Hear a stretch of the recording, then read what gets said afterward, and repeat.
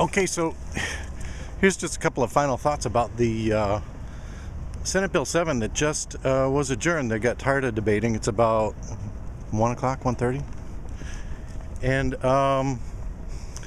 the Democrats put up 29 amendments.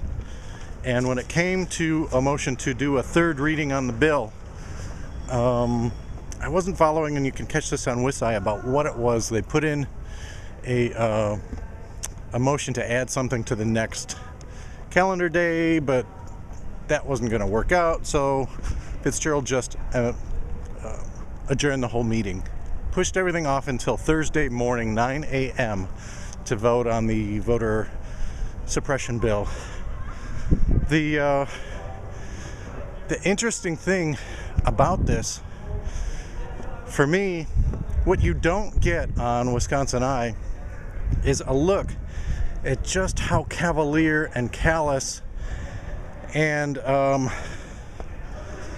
disinterested the Republicans are. They are just sitting, lounging, leaning back. Randy Hopper was disgustingly just like flirting with Lena, and it was really just disturbing to see, no consideration for any of the votes. This guy right here, he was actually putting up every single amendment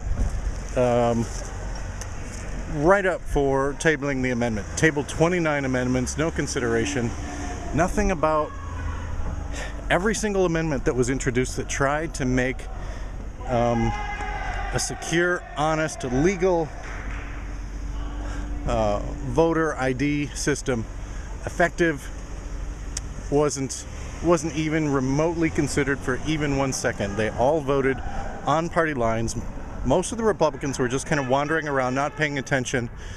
I noticed Alberta Darling was actually not paying attention so much that even Senator Erpenbach had to lean back and let her know that it was a vote, and she's like, a vote, what should I, and just wasn't even paying attention. They'd be ambling in and out of the chambers, and after they missed their opportunity for a vote, they would just come in and say, I would like a motion to be included with the majority, even though I wasn't here. So for the Republican senators, it was really clearly obvious that none of them were actually doing any of their jobs of considering any of the elements of the bill.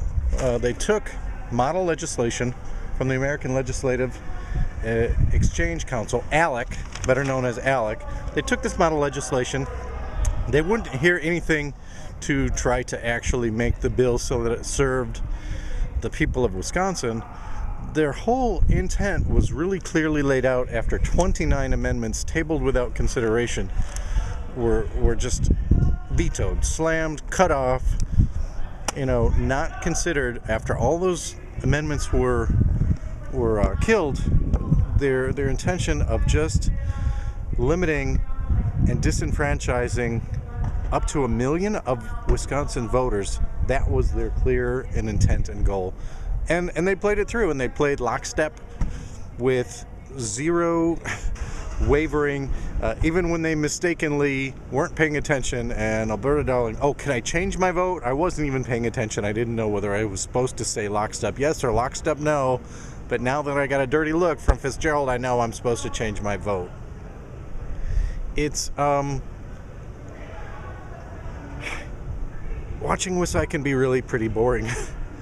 And they're only focusing on the speaker at hand for the specific amendment. You don't get to pan around the gallery and see Glen Grothman looked like he was asleep for a lot of the time. Other times it looked like he was just buried knee-deep in his Facebook account, and he was using his smartphone so much that it ran out of batteries, and he had to go back and find a charger, and he sat there hovering, checking if his smartphone was charged up again or not.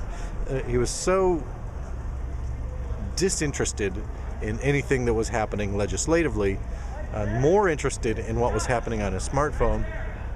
So interested that if I were his wife, I'd wonder if old Glen's got something on the side, because, you know, he seemed to be text messaging quite a bit. So, you know, Mrs. Grothman, see if you can check your old Glenny out. See if he's trying to be like old Randy Hopper.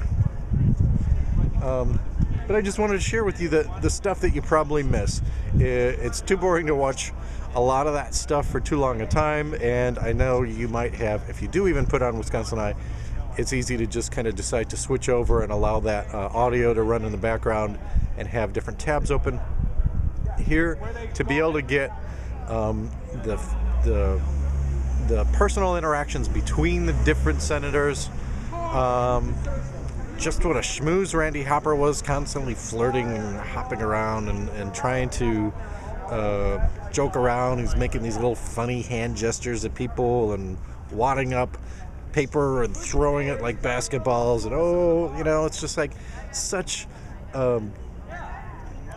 disrespect for the job at hand, and for the chambers that they're in, and for the tradition that they're supposed to be representing, for the people they're supposed to be representing, and just the apathy and not paying attention, and allowing lobbyists to write their bill, not allowing any considerations to, you know, make the bill, because since they didn't write it, they don't know where its weaknesses are, and they don't want to risk missing out on the big paydays from the lobbyists by allowing an amendment for the wrong thing.